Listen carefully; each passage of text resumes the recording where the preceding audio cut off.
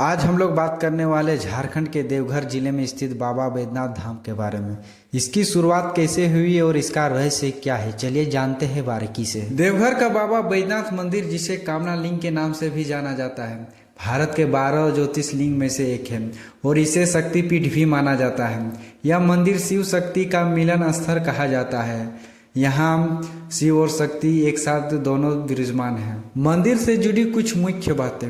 मान्यता है कि यहाँ माता सती का हृदय गिरा था, इसलिए इसे हृदय पीठ भी कहा जाता है। यहाँ स्थापित शिवलिंग को कामनालिंग कहा जाता है, क्योंकि ऐसी मान्यता है कि यहाँ आने वाले भक्तों की सभी मनोकामनाएं पूरी होती है। मंदिर का इतिहास रावण से भी जुड़ा हुआ है।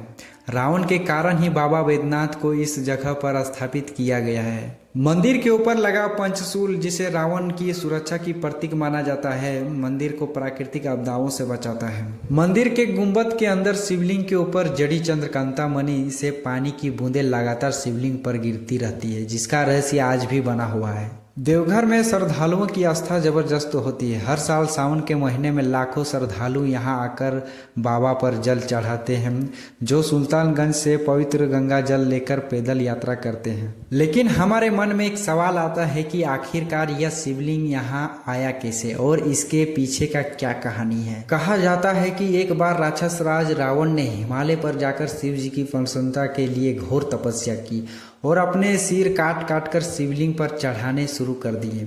एक एक करके 9 सिर चढ़ाने के बाद 10वां सिर भी काटने को ही था कि शिव जी प्रसन्न होकर प्रकट हो गए और भगवान शिव ने खुश होकर उन्हें शिवलिंग दिया अपने साथ ले जाने के लिए।